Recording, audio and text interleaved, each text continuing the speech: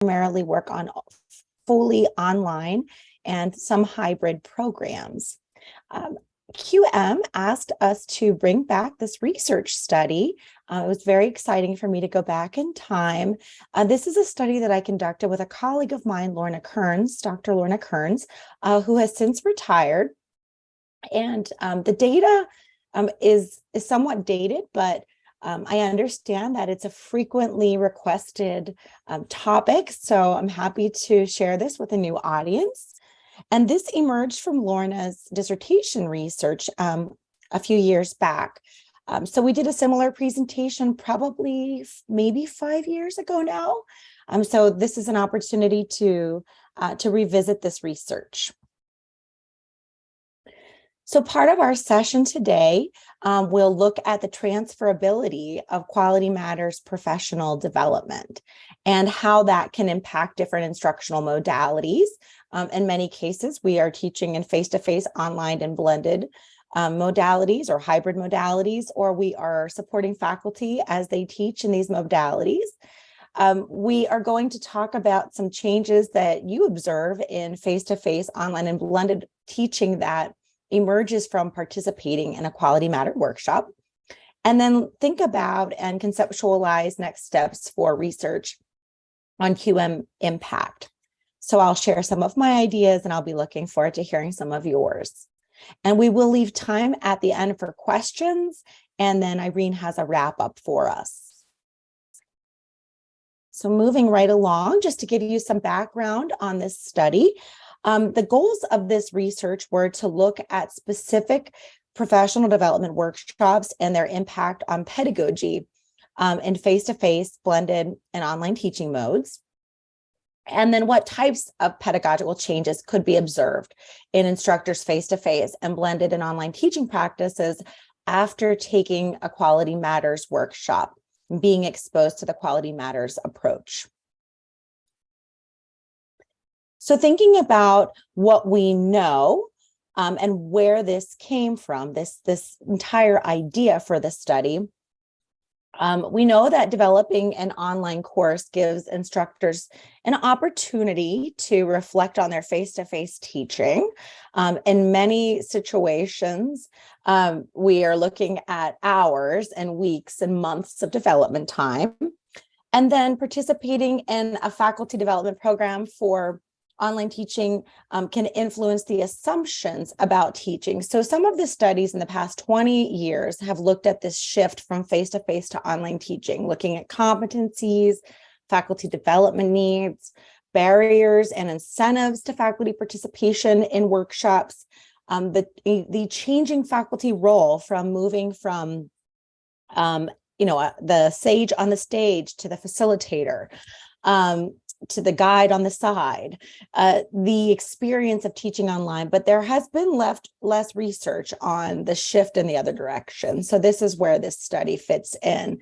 There are some studies that have found that developing and teaching an online course gave instructors this opportunity to reflect on their teaching. That study was conducted in 2002, so it's a little dated. There have been some other studies that have looked at how participating in the faculty development program influences assumptions, and they call this reverse benefits. So that's really where we started moving in that direction of what are these reverse benefits, and do we see them when someone participates in a Quality Matters program.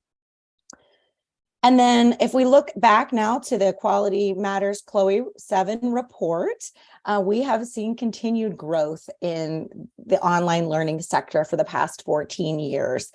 So when we will look at why do we want to conduct this study and what can this offer, at least 32% of students are taking an online course. So enrollments continue to rise from 10 to 31% of these post-secondary enrollments. We know that institutional administrators continually say that online learning is strategic to their mission.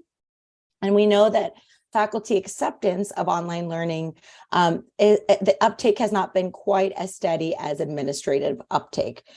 Institutions are starting to request more online staff to meet this demand. So if you are currently working in an online learning unit, You probably realize the increasing demand for services, instructional design support, instructional technology support, consultation, the flipped classroom, the high flex model.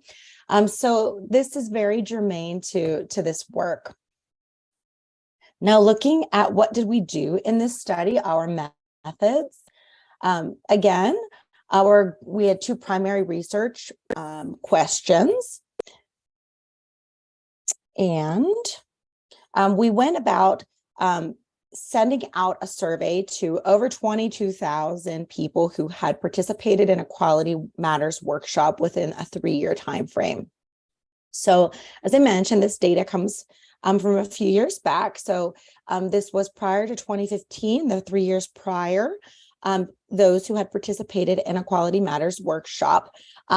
And the survey contained qualitative and quantitative questions, and we did this in partnership with Quality Matters. So we were using data that came directly from QM. And just to give you a sense of what were those questions, we would ask things like, which of the following Quality Matters workshops have you completed? And the AAP QRM workshop was one of them. We also asked about rating the extent to which it has influenced your practice. So we had a Likert scale. We had some qualitative questions in addition to quantitative questions that were selected.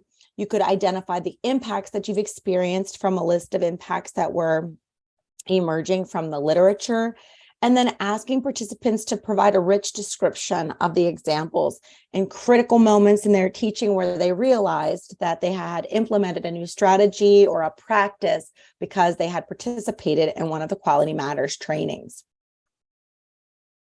And we had these linked to the Quality Matters standards. Fortunately, this research was later published through the American Journal of Distance Education. So I'll be providing a citation. You can see all of the questions as an appendix if you're interested in learning more. We primarily utilized descriptive statistics for the quantitative data. We also looked at the qualitative data through the inductive and deductive coding lens, applying the QM course design rubric standards as one set of standards, and we had multiple coders look at the data to ensure that the codes had been, that the code book was developed accurately and that they were seeing the same cross-check in the data. Now, this is the most interesting part because this is what we found. And unfortunately, we sent this out to 22,800 and some people. And of course, the response rate for survey research in education is still relatively low. So we had a 9% response rate, which is not terrible. It's very standard for educational research. But this is the cross-section that we had, 2,148 respondents. And most of the study participants were active educators. So we asked folks to select if they were teaching in face-to-face, online, blended modalities, or both. So most were active educators in both face-to-face and blended modalities. So teaching the residential section as well. Non-teaching participants, there were a few. They included instructional designers, administrators, librarians. So these are people who would be taking a Quality Matters workshop, who were sent the survey and responded to the demographics for us. And they did not fit into these face-to-face online teaching categories. When we looked at those who had been taking the workshops, we did see that teaching experience, there was a variety. Most online and blended instructors ranged between 1 and 5 years of experience. Some had up to 10 years of online experience. And it would be quite interesting now that we've gone through COVID and the pandemic, how these numbers have changed. The distribution for face-to-face instructors followed a normal curve, although most participants in our sample had more than 20 years of classroom experience. So they were new to teaching online, but had lots of classroom experience. So you can see that shift into online education. We also explored our participants who were Quality Matters peer reviewers. And we can see here that it was not quite a 50-50 split. We did have 54% of those participants who were certified Quality Matters peer reviewers. And we would like to explore the relationship between peer reviewer status and face-to-face and online blended impacts in the future. But we never really were able to draw any conclusions from the current data. That wasn't one of our research foci. So looking at specific research questions, so does participation in these workshops have an impact on pedagogical practice and face-to-face and blended online teaching modes? And we did find that yes, there is an impact. And this table represents the frequency of reported changes that the instructors made in online, within online and blended courses as a result of taking the QM workshops. So as you can see, few participants indicate making no changes to their course. So that would be the none of the above category. While the most commonly modified areas of the course included the course overview and introduction, learning competencies, and alignment of objectives, which we know is very important to the Quality Matters standards. And then course activities and learner interaction. So integrating activities that encouraged and fostered learner interaction. So these findings really speak to the impact that QM professional development is having on online and blended instruction. And as you can see here from the table, all of the standards yielded some degree of change in an online blended course, some more than others. So standard 1, standard 2, and standard 5 were the most prominent. And looking at these reverse benefits, what kind of pedagogical changes did we see in face-to-face instruction? And we can see here that a lot of instructors reported reflecting on their teaching goals and objectives, which is similar to the online and blended in the sense that it's relating to learning objectives. 60% report redesigning a learning activity or assessment. 50% said they became more aware of how they communicated with their students. And you can see as this goes forward, adding and eliminating different course elements, so streamlining navigation, streamlining the learning experience, adding between class activities, including knowledge checks, videos, online discussions, restructuring and resequencing the course. I found this particularly interesting, questioning assumptions about how students learn. So encouraging a level of reflection by taking a Quality Matters workshop, and then changing the way that they conduct class sessions. So thinking about how they organize their physical classroom time, and adding more group work, which also ties into the learning activity standard when we think about learning and interaction, adding more group activities. So these were all impacts on face-to-face instruction. Revisiting the second research question, what kinds of pedagogical changes in the face-to-face and blended online teaching practice did the instructors report? So what we see here, in summary, is enhancing the course introduction, viewing the course from a student perspective, and these all tie into standards 1, 2, and 5. So those top 3 standards that we looked at earlier. So what did instructors do in particular? Clarifying communication and instructions for students. So they talked a lot about this. Appreciating issues of accessibility and inclusion. That's an issue near and dear to my heart. And attending to alignment, course alignment, and module alignment and objectives. So these were specific changes. This next slide that I'm going to share has some qualitative data that we called those critical moments, those pivotal points where the instructors talked about the types of changes that they made and elaborate on these shifts. So adopting the learner-centric perspective and taking on a learner view of the course rather than just an instructor view of the course. Taking the QM courses has helped me evaluate my courses from the student's viewpoint. I routinely try to review the course from a student's point of view to determine if the instructions are clear, links are valid, and other important information I find easy to access. So if we think about the importance of the student orientation and the emphasis that QM places on ensuring that learners have sufficient orientation to the structure of the course, to the purpose of the course, to the tools, all of those things factor into this learner-centric orientation. Of course, awareness of accessibility compliance. So we know that accessibility and usability are a standard now. And that standard has been modified in the most recent iteration of the rubric, which was not the case in this research. It's gotten even better over time. But even then, the faculty members reported that they're more careful about making sure that the material is accessible to students and that the organization of the material makes sense and is user-friendly. And they have had several visually impaired students over the years, and accessibility is critical. So ensuring that alt text is present, this would encompass ensuring that videos are captioned, that transcripts are provided, and so forth. So there is an enhancement in awareness of accessibility issues and barriers after taking a Quality Matters workshop. Now, going back to face-to-face instruction and thinking about the specific impacts, we saw those top three were reflection on goals and objectives, redesigning the learning activities, and then being aware of how they communicate with students.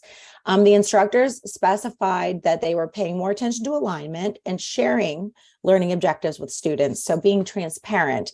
And again, Quality Matters really emphasizes this, ensuring that the objectives and the alignment are public for students, are clear to students. So this is a little unsurprising, but exciting at the same time, because many face-to-face instructors were not doing this. Conducting more formative assessments, so the integration of knowledge checks and informal checks for understanding. That's very interesting as well. And you could see that that other instructors reported integrating group work in the online blended modalities. They also reported appreciating the student point of view. So that was a commonality between the blended and face-to-face, and then improving the quality of their feedback. So again, QM does focus on the importance of feedback to students in automated quizzes and in instructor generated feedback. So it's very important to note that these were impacts that were reported by instructors who, these are the reverse impacts of those who took the Quality Matters training. And here we have two examples of critical moments in the face-to-face instructors. So I thought this was very interesting. I love talking about this with my faculty members and those working in our online programs, the repurposing of instructional materials, that when you develop something for an online and blended course, in many ways, it can be utilized to enhance your face-to-face course. So we saw faculty say, I augment my face-to-face class with online resources, the same that my online students have access to. We use Blackboard, and now I have a Blackboard site for face-to-face class that mirrors my online section. Now, again, now that we've gone through the pandemic, I'm sure many face-to-face instructors are experiencing this particular impact, as we did have to put residential courses online. So it would be interesting to repeat this study to see if this also emerged again. So they became aware of the usefulness of these materials and then became very aware of alignment. So you see, in making the course objectives align more closely with the unit and module objectives, the course alignment has improved. It makes more sense to students, where they can see how each activity and assignment is linked to a unit or module objective and then to a course objective. So providing that alignment matrix, providing that alignment or numbering system, enabling students to have more insight into the development of the course, the back end that the instructor sees, but does not always make visible or transparent to students. Now, the next slide here, we take a look at what were the cross-cutting themes across blended, online, and face-to-face. So you probably heard some similar reports across those 3 groups. Paying attention to alignment came up in all groups. Sharing the learning objectives with the students. So that's an important takeaway for all instructors, regardless of your modality. Appreciating the student point of view. So viewing the students, the course through a student lens. I know in our unit, we use the student view quite a bit to ensure the usability of the course, to ensure the accessibility of a course, and to really evaluate the UX and the user experience design. And then clarifying communication and instructions to students. So these were cross-cutting impacts.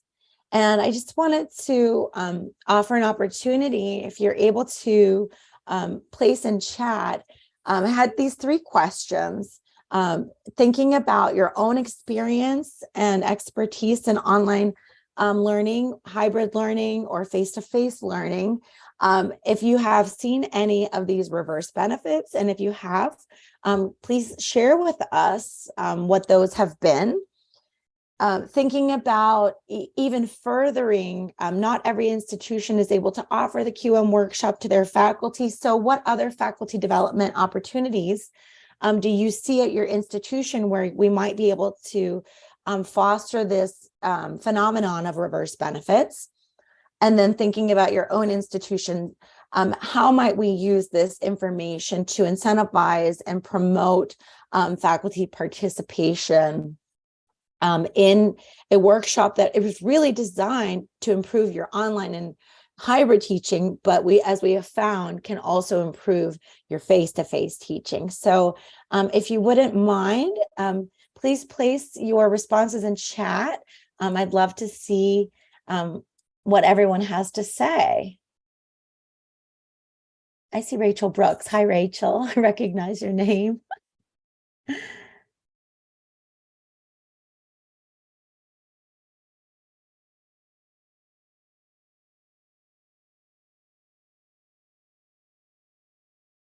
So Margaret has a question. Was it considered to do a peer observation versus a survey?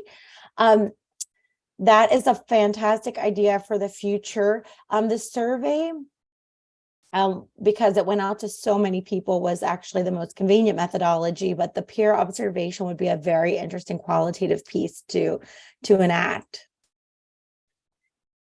Tess says that they're starting to apply the Quality Matters Higher Education rubric to face-to-face blueprint courses for the flagship gateway courses to increase equity, student access, and the part-time faculty experience. That's very interesting too, Tess, that you mentioned part-time versus full-time, or adjunct versus tenured faculty. We did not delve into those demographics, but it would be very interesting to go back and take a look at any differences there. Mary says, I definitely have seen a huge difference coming back to traditional mixed instructions. There's a lot of online resources being used in their classes. I think the open educational resource movement has also helped quite a bit to disseminate the usefulness and the ability to repurpose these resources. Kevin, I make alignment maps for all courses. That's fantastic. Okay, Stephanie, you make a very interesting point that a lot of the faculty, so depending on your institution, may be responsible for the face-to-face and online courses. So you would expect to see this phenomenon. At our institution, the University of Pittsburgh, we do see some instructors who are responsible for both sections. And we are also finding that they want to make a copy of their online hybrid section for their face-to-face course, and they make adjustments to the course shell accordingly. There are other instances where a completely different faculty member is assigned. So that might be another future avenue for research, looking at cases where the faculty is responsible for both sections versus only one or the other. Margaret mentions having peer observations. We are looking at that as well in our School of Health and Rehab Sciences, creating a peer evaluation course and program for faculty members to do peer evaluations of their online hybrid courses. My unit is really responsible for fully online. fully online programs, not just courses, but as a school, we certainly want to make sure that everybody is applying best practices across their courses. So the peer observation could be very useful. Lots of comments here. Gloria mentions even administrators are seeing that faculty are using their online course shells. So you've seen non-QM certified courses mimic the instructor certified course. So that's actually very positive, I'm sure, to see that a course that was developed according to QM standards is being widely disseminated. Paula, thank you for sharing that your dissertation research is going to examine this topic. I would be really happy to hear more about what your research yields.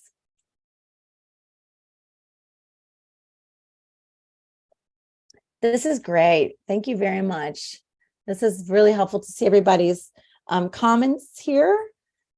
I'm going to keep moving because I know that Irene has some wrap up to do.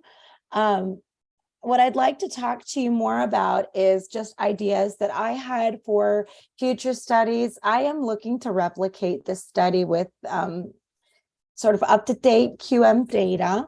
I was very excited that QM wanted to bring this study back.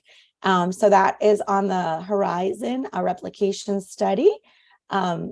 Yes, absolutely, Margaret. I'd be happy to share the citation to the American Journal of Distance Ed article that has a lot more information and a lot more rich description of the qualitative data in particular. And we never really touched the qualitative data to its fullest. I think we could really do some further data mining into the various demographics and how they relate to themes. So thinking about, is there a difference between somebody who's a Quality Matters reviewer and someone who is not? And we have had a whole new set of issues emerge after COVID. So I think it'd be very interesting to explore. And as one of you mentioned here, perhaps not even using a survey, but considering the peer observation instrument as well. So there are lots of ways of exploring this phenomenon in the future. I do want to share the reference here, this Impact of Quality Matters Professional Development on Teaching Across Delivery Formats. The AGDE article, that is the reference here for this particular research. And then some of the other citations are in support of the rationale for this. Heather mentions that working even in K through 12, there is an overwhelming push for teachers to have the online environment support their residential courses. So it's great to see that there are benefits reaching English learners, students with disabilities. That's fantastic. Fantastic to hear that there are more reverse benefits than less. So this is the reference, and I also would like to provide you with my contact information, which is also in the portal, and then I'll pass this over for any questions and for Irene to facilitate the remaining part of the session.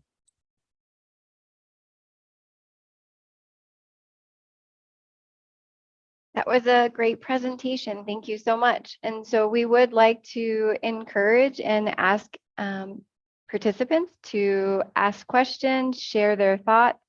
I also did put the link to our takeaway Google Doc in the chat again if you missed it at the beginning.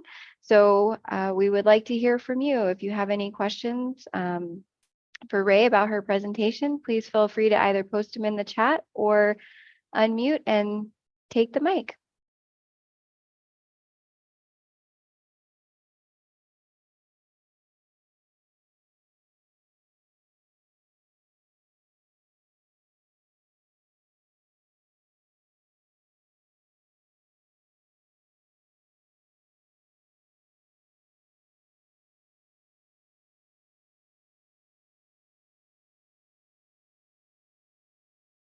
And if you have anything else that you'd like to share, you're welcome to do that, Ray.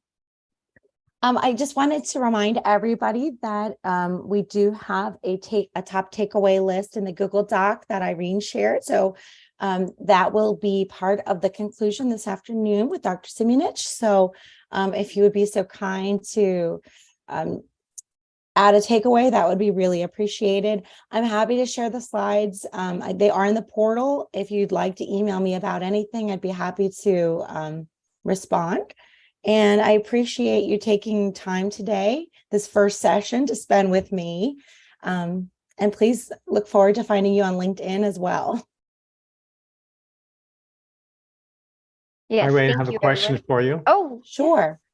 Well, it's great to see you, and thanks for sharing this study. I had not seen it before, so it's I great. see you, Fernando. I Yes. haven't seen you in a long In time. quite a while, yes.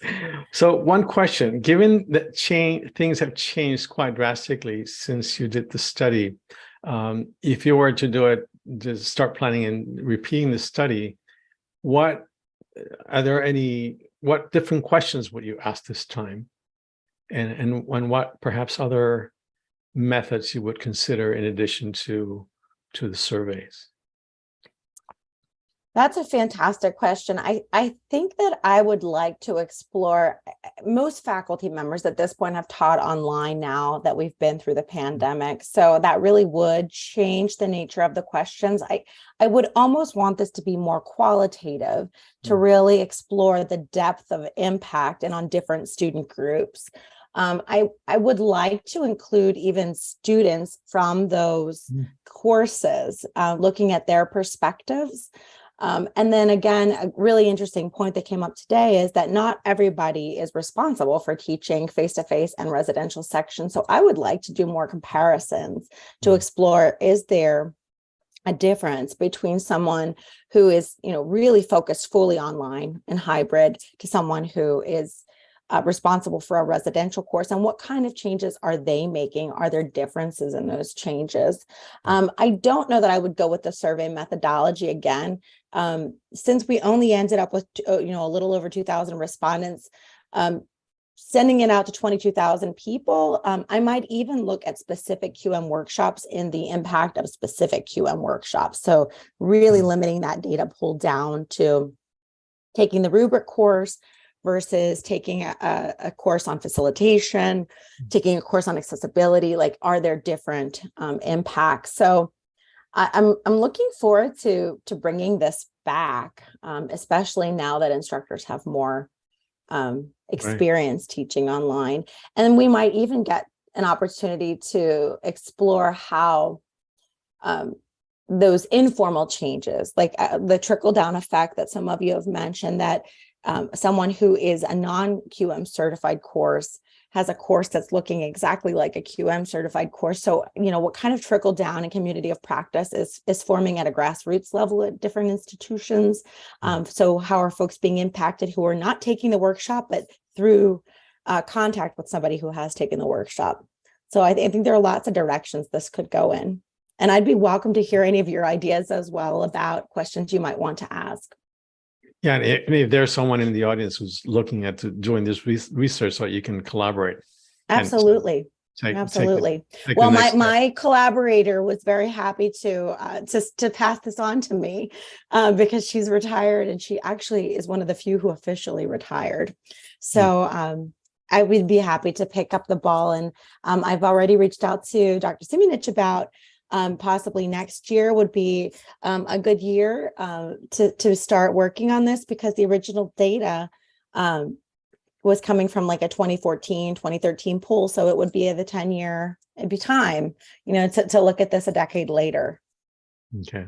All right. Thank you. I see Kevin has his hands raised.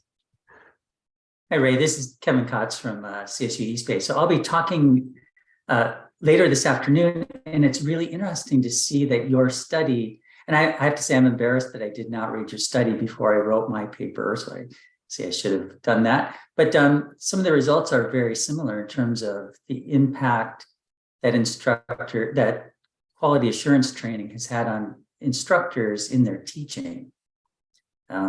Like looking at learning outcomes and seeing some of the benefits with student engagement. And I was making a list as you were talking. I think I'm going to go through and adjust some of my slides for this afternoon to just do a little comparison to what you just talked about. So thanks for that.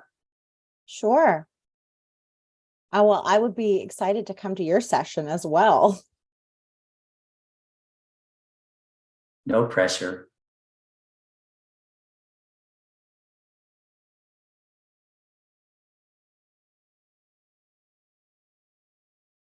It looks like we have a question. Would you also consider the document analysis such as the QM comments reports from the reviewers? I think that that would be an interesting data source as a triangulation method.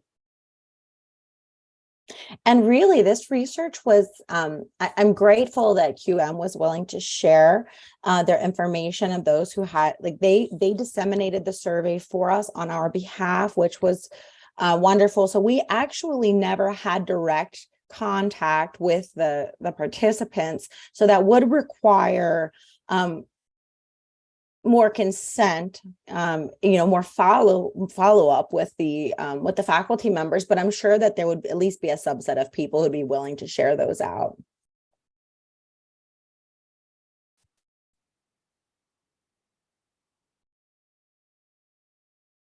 Oh, and Margaret's mentioning, could we do some comparisons between self-assessments versus peer reviews? That would be also a really interesting comparison. That's what I love so much about research, is that it's never over. There's always something we can generate together in this collective of knowledge sharing and generative learning together. So I really appreciate the feedback.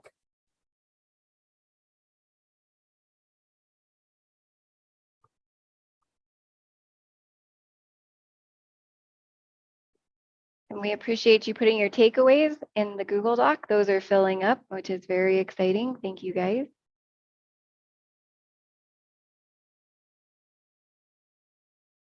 If you guys have any other questions, you're welcome to just unmute or put them in the chat. We'll wait a couple more minutes to see if any more questions come in.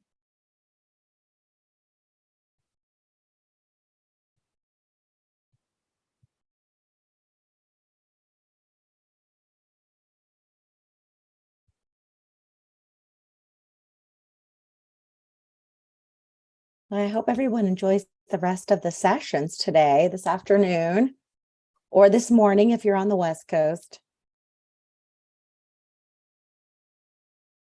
Okay, I will go ahead and stop the recording.